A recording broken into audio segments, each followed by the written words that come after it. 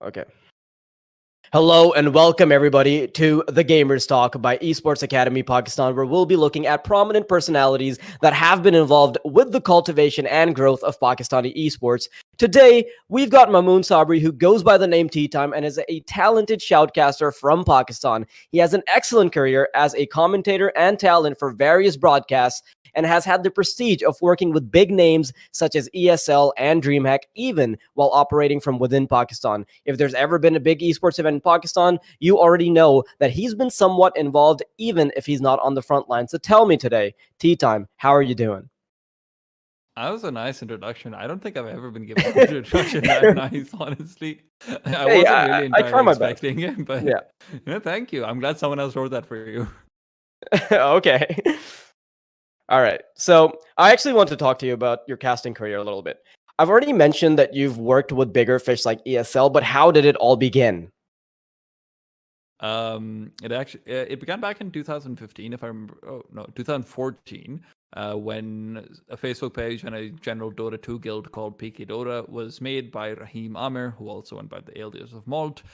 Malt was holding the first ever Dota 2 tournament from that particular organization called the Inaugural, and Malt was actually someone I credit a lot of my initial work to, in the sense that he encouraged random people from the community to come out and cast. Another person called a Prodigy was a fantastic caster. I still think to this date, if he'd continued casting, would have been one of the best Dota 2 casters in the world right now. But unfortunately, he ended up making certain decisions which led him away from that path.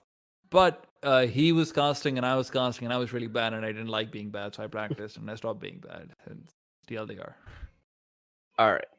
So I would say that you're pretty successful at the moment. At what point did you think there's a big breakthrough as talent, or did you think it was maybe a gradual change or a gradual process of sorts? It really depends on how you define a big breakthrough. I don't think I've had a big breakthrough yet, to be perfectly honest. There wasn't. There's always a big breakthrough for talent, and that's basically when you start getting hired continually, in the sense that I know if I'm hired in January, I know already. But right now, the way things are, I still find out like 3 weeks before the tournament, something like that. I wouldn't say I've had a big breakthrough yet. I've had certainly a lot of gradual success and some lucky breaks, some unlucky breaks. Those things happen with everyone if you're doing it for long enough. Can you talk to me a little bit about these lucky breaks and unlucky breaks? Because I want to know what events do you consider lucky or great opportunities for you? Where were the lows?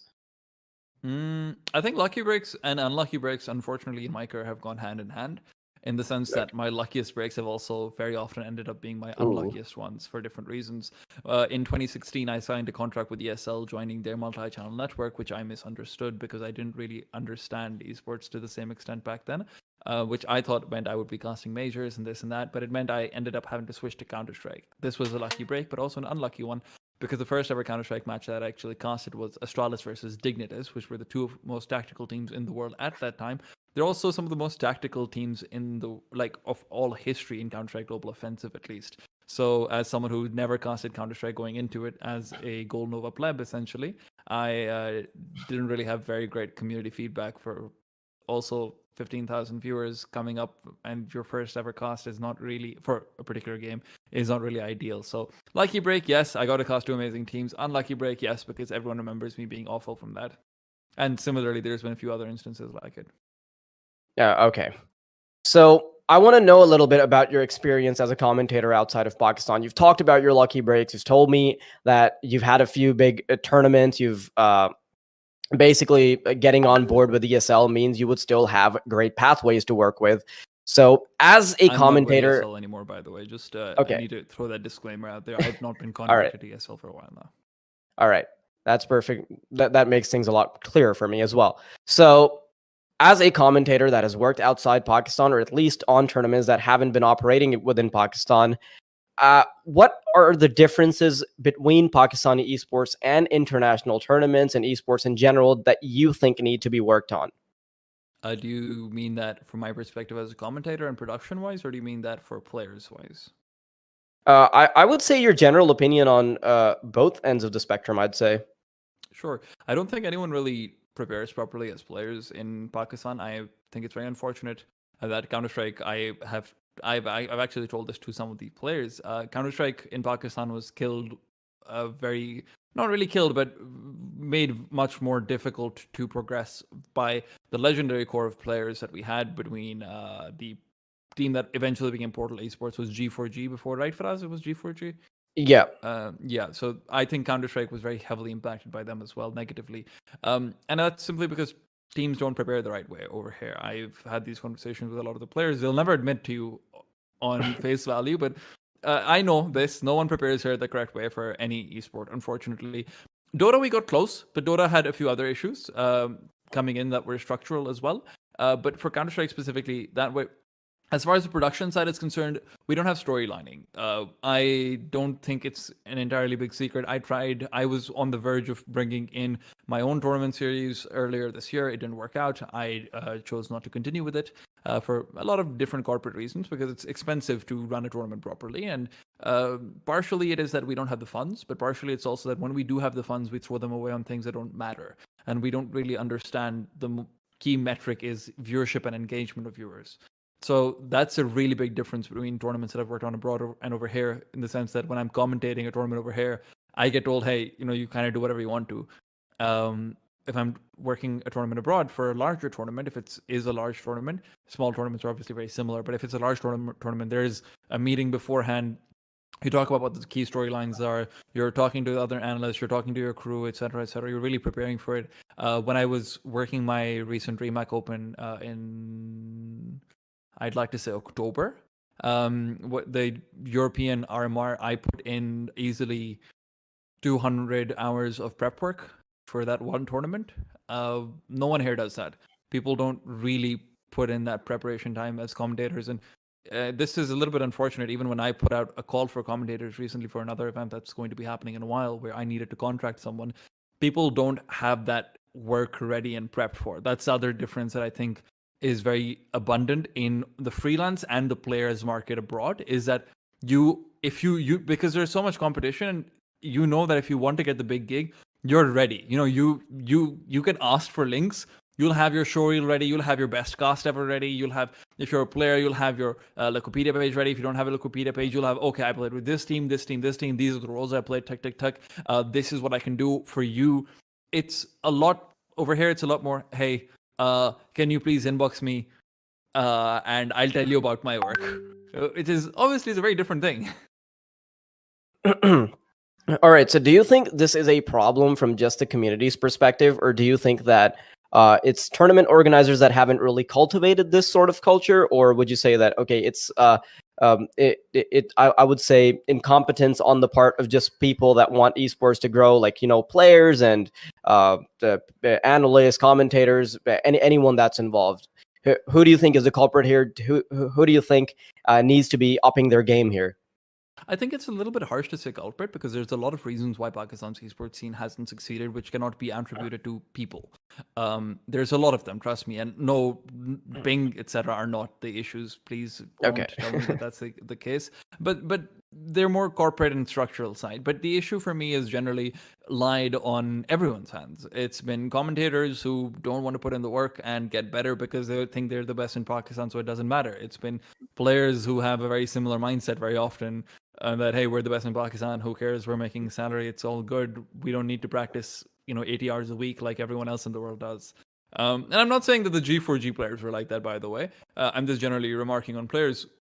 Beyond that, it's tournament organizers who don't want to pay talent properly. So if a tournament, like, for example, I can't even blame casters entirely. If a tournament organizer isn't paying them well, why would they put in an extra 50 hours of preparation if they're being paid nothing? It's not just the tournament that I'm casting that I'm being paid for. It's also the fact that I put in like 50 to 80 hours of prep work. In my case, I do 50 hours of general prep and general research every week. So you're paying me for that. And if you're not paying me, then, then tournaments aren't really visionary in the same way. They don't try to really go beyond, hey, let's put on a tournament. Very often, broadcasts can suffer because of that. And I think it's really everyone's fault. And I wouldn't, and even the fans, this is your fault too. You don't tune in. Everyone who says I care about Pakistani esports, if you're not watching the stream of a finals when it's on, it's your fault. It's also the tournament organizer's fault that you don't know about it very often, but it's your fault. Like, quite frankly, you are the reason why Pakistan esports won't succeed the same way. Because if you tuned in, just watch casually. Don't watch expecting the best games in the world. Just watch saying, hey, I'm going to support my scene. I'll try and find a player like I'll watch. Yeah, so you're saying there's a multi-dimensional issue here. You're saying that tournament organizers, they don't really have the efforts to engage the viewership. There isn't really viewership to begin with on the other end either, and then players don't put in the effort. The analysts can't put in the effort. It's a little bit of everyone's. Yeah, it's a mixed bag. Is all right. So you've talked about the general theme of how events work here. But how have your personal experiences been with Pakistani events? You've worked quite a few, so that's what I want to hear about. I get that you've described the general landscape of it, right? But as probably the most esteemed commentator and analyst and esports person, I would say, in Pakistan, how have your personal experiences been? Really good, actually. And I say this because primarily I've been involved with the biggest events. And then the smaller events which I've been involved with have just been really cool people. And when I say really good, I don't mean really good in the sense that they are really good at putting esports forward. Don't misunderstand me. There's a lot of mistakes there too. But I'm saying really good as in my experience was good. I had fun. I really liked being involved in the local scene a little bit more as well. I don't think they were good necessarily overall, but there was some cool stuff. So I think mostly I've been involved with like the Gamers Arena events. Obviously, I'm not sure if I'm allowed to mention the first word of that because sponsor conflicts, but I'm not sure about that. Then I was involved with some of the Game Bird events as well at one point or the other. The Game Bird events were terrible experiences, actually. I just remember those. Those were horrible. I would not want to relive those at all. But the Gamers Arena ones were pretty fun. There were a lot of technical issues, a lot of difficulties, but they weren't their fault. And it was really, really fun to work on such a huge team and such a huge place and everything. And especially in Pakistan, it was awesome. And then the smaller organizers who I've generally worked with, there's been some Dota ones. Dota's always a fun game for me. I love casting Dota, even though I'm not that good at it anymore because I haven't for like 4 years now. But I love casting Dota because I still know a lot of the players, and I still like. I'm just a fan of the game in Pakistan. So I always enjoy whatever Dota work I'm doing. And as far as recently, I did some Counter-Strike work on a smaller circuit too, and it was just cool because the people were very, very receptive of learning new things, which the biggest Counter-Strike organizers in Pakistan aren't. Like, quite frankly, they're just not. They're not that receptive of feedback, etc. I'm not going to name any names, etc. Or whatnot, but in my opinion, a lot of feedback was lost and deemed as criticism. These guys, I gave them feedback. They were like, "Oh, cool. We didn't even realize that was possible. We'll fix that in the next event." And I really appreciate something like that. So yeah. Okay, so you already know about Esports Academy Pakistan in general. What do you think of their initiative? What do you think of their overall goals and what they're trying to accomplish? I was told to be nice, but so no. Okay, if I'm being blunt, I don't really agree with some of the messages they send out, and I think they're a little bit harmful. But I also think that there's a lot of good that they've done. The good that they've done is that, at the end of the day, eFest and endemic tournaments are always great. They're awesome, and they're doing it right. Because I'll say this about Esports Academy Pakistan, they're paying their talent properly. They're trying to storyline properly. They're paying their graphic designer instead of telling their friend, "Yaar, please merely overlay bana do." I wouldn't comment on rates, but even the fact that they're paying, it's a huge start. It's really, really important that you try to make people incentivized to seek livelihood from this. Because if they're incentivized to seek livelihood and if they're incentivized to seek a job, then they actually have incentive to get better compared to a hobby. I mean, you want to get better at a hobby too. That's how I did it. I treated casting as a hobby, but not everyone can and not everyone will. So that's different. But I'm not entirely sure what I think about the entire academy side as well. Because frankly speaking, telling people that you can become esports professionals, I don't think that that's like that possible. It's definitely doable, but I've never seen an academy being able to do that. And I think that it's good that they've started because at the very least, it provides people a hub to go to for, gaining crucial information and getting crucial contacts potentially. So it helps, but I don't know if it really takes you to being a pro. So I have very mixed feelings on it overall. I do like everything they're doing outside of the pure academy program. I think there's a lot of cool stuff. Okay, so would you say that maybe I'm trying to understand your point of view here. So would you say that maybe it's not really? Move on to the next question. No, Gasco, I'm joking. Yeah. So would you say it's maybe not so conducive to like get a pro player from scratch? Like, if you're just a fresh blood, you've not really played too many games, you're trying to become a pro player, it's not really that conducive, but it's great to get contacts if you're already quite good, right? Is that how you would? No, it really like if you're if you're absolutely fresh, you're not going to be thinking of being an esports pro anyway. You probably have some talent if you're even considering coming to this. So I think it's useful, especially if they're able to develop their coaching program a little bit more to the point where like their teams can actually compete and get to places like semifinals or quarterfinals even consistently within local events. Then yeah, sure, that's doable. But then until that point, I would still say it's a little bit iffy. But yes, they're going towards that. I know they have some teams in Valorant, I think, as well. And, they're putting some money into the scene as well in that regard. So I don't mind it. It's just, I think it's always a little bit iffy to tell someone that we can turn you into an esports pro or that we have a chance of turning you into an esports pro because some people might just, they just might not make it. Simple put. You look at, like, for example, look at, what's Bullet's team for us? Made in Karachi. Yes, Made in Karachi. Yeah. I don't know if they're still with Portal, but they were with Portal as well earlier in Counter-Strike. Look, man, I love those guys. I think they're really, really good, and I think they actually did get a lot better. But quite frankly, they should have made a roster move a while ago, in my opinion. And I wouldn't name names because I don't know enough about the team, and I would have to watch a lot more. Disclaimer: I've literally only seen 4 tournaments of them playing. But over there, it's clear that some people might not make it as a pro. And they're the best of the best. They're really, really good. But you have to be better than the best to make it. That's kind of the thing. So, you can bring them close, potentially, with an academy, but that's always my feeling. Yeah. All right. I totally get you now. So, aside from Esports Academy Pakistan, aside from all of these tournaments and whatnot, if somebody were to look up to you and follow in your footsteps, if they wanted to become an analyst, a commentator, or talent of some sort, what advice would you give for them, for those emerging analysts, talent in general? Okay, pretty bluntly put. Don't do it. And I say this because if you think that if you could be dissuaded by me telling you you're not going to make it, then you're not going to make it. And let me put it this way. For you to be talent, first of all, you need to evaluate what you want. If you want to be the best in Pakistan, that's fine as a short-term goal. That's never going to be fine as a long-term goal because eventually someone like me will come along or someone like Firaz, who is interviewing me right now, will come along who says, you know what, I don't just want to be the best in Pakistan. I don't care about being the best in Pakistan. I want to be better. I want to be able to compete with people in the West. That's when they really start crunching numbers. That's when they really start balling out of control. And then you can't even be the best in Pakistan. To actually be good as talent, you have to read a lot. And when I mean good, I mean, again, at a very high level, higher than Firaz is right now.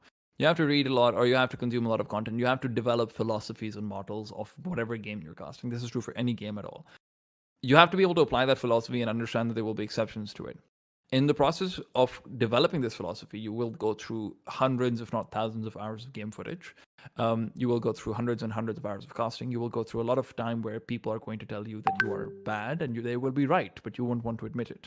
You're going to have to go through hundreds of hours of listening to yourself, which is a very terrible, very harrowing experience, believe me. You're going to go through hundreds of hours of vocal training and reading to yourself at night and, trying to get your voice ventilation to be better. You have to be putting in a lot of work if you want to be at a high level.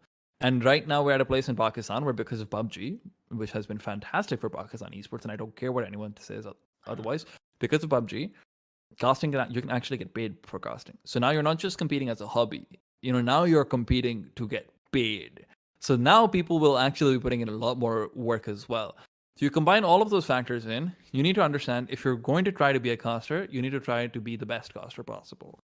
And when I say this, I'm not telling you, oh no, have this in your head that this is an anime story arc. No, it's not an anime story arc. You need to have this in your mind that I have to be training in that perspective. And that's what you are doing. You have to train. Once you've established it in your mind, start working on casting. Don't think of it as a career. You're not going to make it. 90% of you aren't going to make it because you're not going to be good enough. And yes, you will work. And I'm not saying don't do it. Do it as a hobby first. Put some hours into it.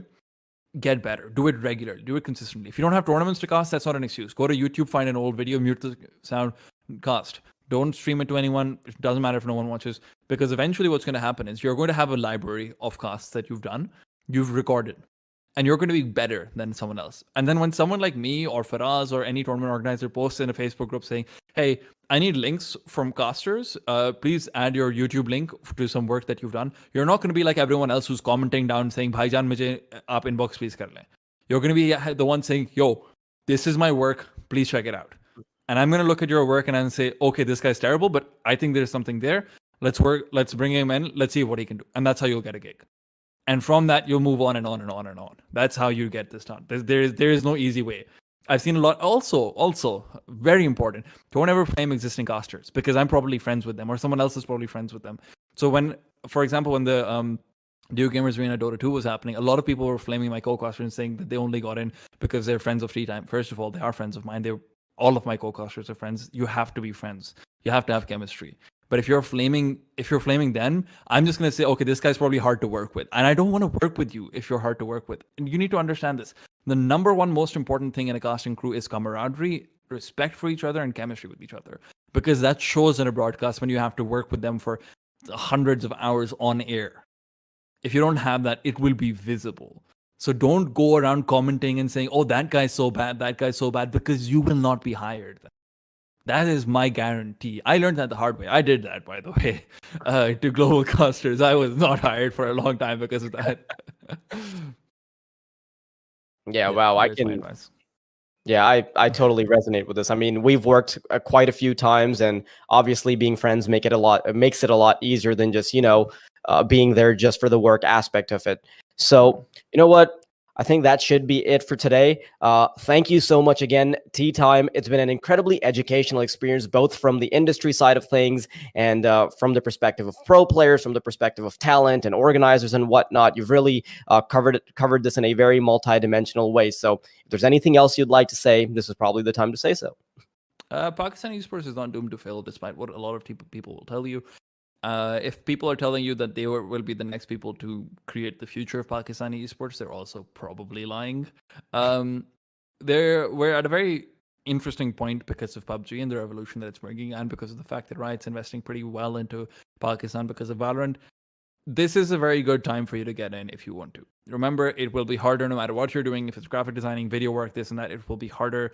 If you're a caster, if you're a player, it will be harder from Pakistan than it is anywhere else. It's possible, but it will be harder, and it will seem impossible for a very long time. So please, if you're going to get onto the path, be ready to get off as well if you're not ready. This is the most important thing I can say. Don't throw your life away. Be ready to get off. Have good grades. Go to university. Well, that's going to be it, folks. That was TeaTime, and this is Wildeity, and we'll be signing off with Gamers Time and Gamers Talk. And until next time.